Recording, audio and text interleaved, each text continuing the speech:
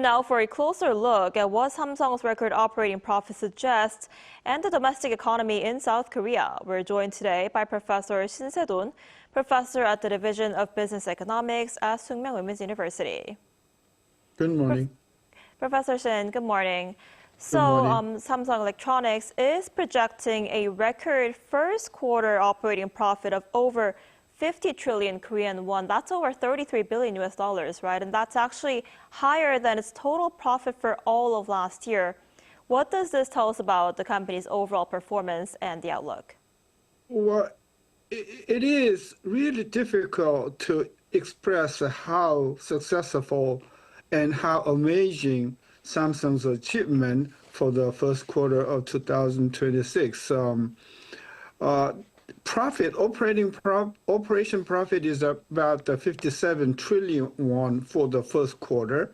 And if it is extended to a yearly level, it is going to be about $150 billion. $150 billion is worth of operation profit. And that, I think, is even bigger than national current account surplus for 2025, which was about 120 billion. So just for one company like Samsung, they have been earning more dollars than entire Korea for the last year. So right. It is amazing. It is really amazing. And I was really surprised by that.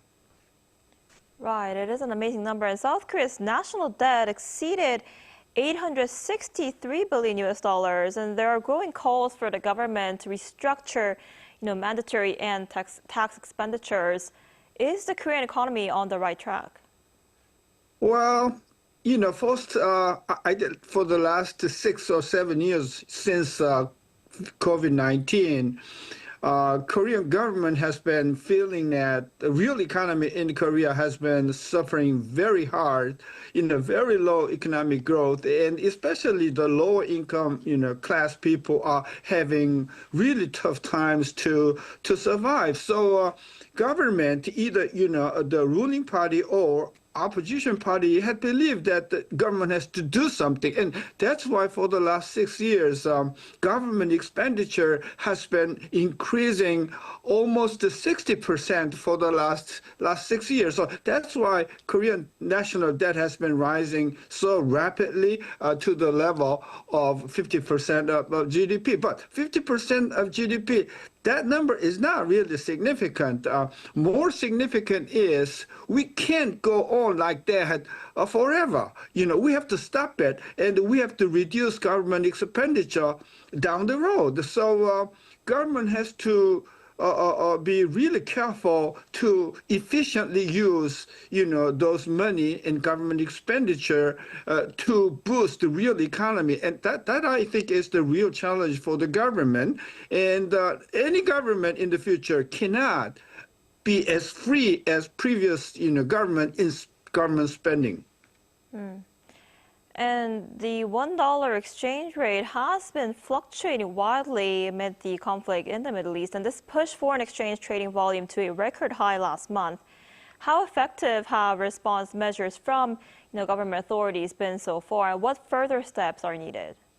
Well, traditionally, the government and authority, and as well as Bank of Korea, has been very passive in intervening in exchange market because, if you look at the history of a Korean exchange rate, it is determined not by domestic situations, but rather by international influences. For the last couple of years, it is Japanese yen which has driven Korean won in accordance with the value of the yen. So the Korean authority, either the government or the Bank of Korea, cannot overturn the influence that has been affecting the yen rate. So I think the authority has to be very passive in changing the course of exchange rate.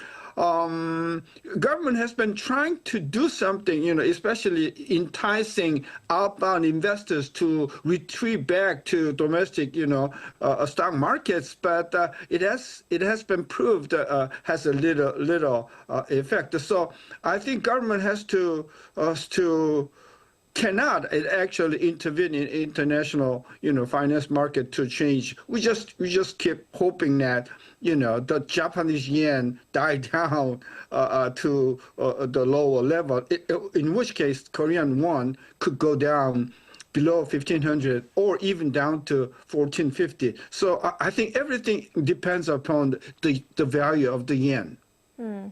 I see. And this conflict in the Middle East and disruptions in the Strait of Hormuz are impacting not only oil and gas prices, but also fertilizer supplies, and this has raised concerns over rising food costs. How serious do you see the risk of a surge in agricultural and grocery prices?